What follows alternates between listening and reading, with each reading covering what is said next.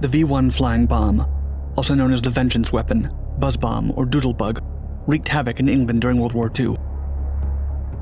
At the peak of the rage launched against London in 1940 and 1941, as many as 100 V-1 bombs fell around the city and its suburbs every day. After the United States Air Force noticed how much damage these German V-1 bombs inflicted, they knew that developing an American buzz bomb needed to be a priority. Northrop Aviation built two versions, and its unique design and look earned it the nickname the Bat. This secret project, nicknamed MX-543, began in 1942 and sought to build a bigger, better, and deadlier version of the German Wunderwaffe.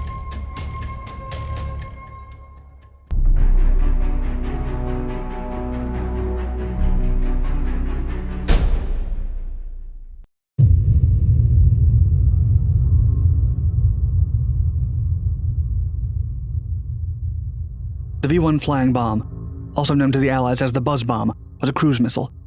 It was the first piece of weaponry of the so-called vengeance weapon series, used for London's terror bombing. The German army first launched the V-1s against London on June 13, 1944, exactly 1 week after the victorious Battle of Normandy. At its peak, over 100 buzz bombs a day were fired on England's southeast area. 9,521 were launched in total. When the US Air Force noticed the effectiveness of the dreaded German buzz bomb, they began considering the development of a similar and even deadlier weapon. The program was named MX-543 and began in September 1942. It planned to use American versions of Frank Whittle's jet engine, known in America as General Electric J-31. At the end of 1943, Northrop Grumman was granted the confidential US AAF contract to develop an American flying wing buzz bomb. 2 model JB-1 air bombs were built in the program.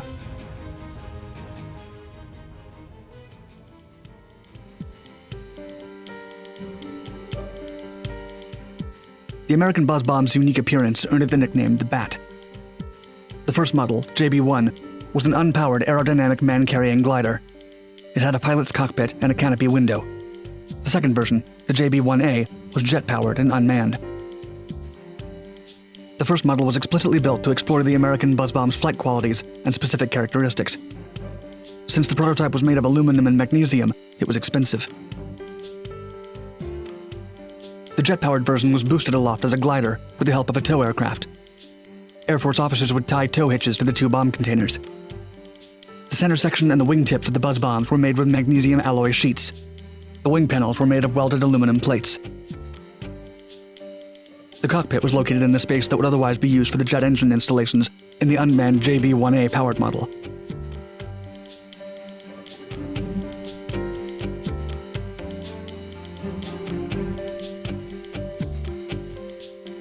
The buzz bomb's first flight was made on August 27, 1943, by famed test pilot Harry Crosby, with the help of airplane tows to get it airborne.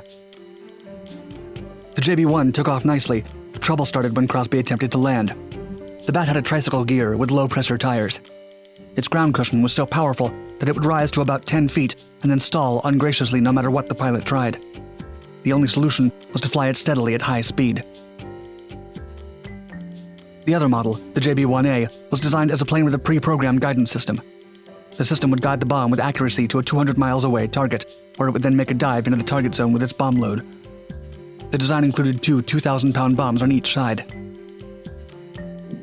After more successful glider flights, the second model, the unmanned JB-1A, was equipped with a pair of General Electric Type B1 turbojet engines to replace the pilot. It was ready for its first flight. It was launched from Eglin Field, Florida, on December 7, 1944, but it crashed 400 yards away from its launch spot. After some design changes, the final bomb design was built. It housed a 3,700-pound warhead. The 30-foot span missile performed very well in the testing stage, but the Pentagon never put it into the inventory.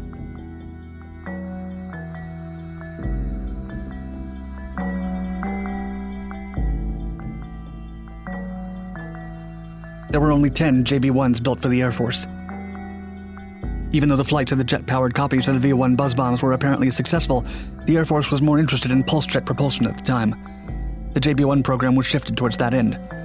The remaining JB-1s were modified or completed as missiles.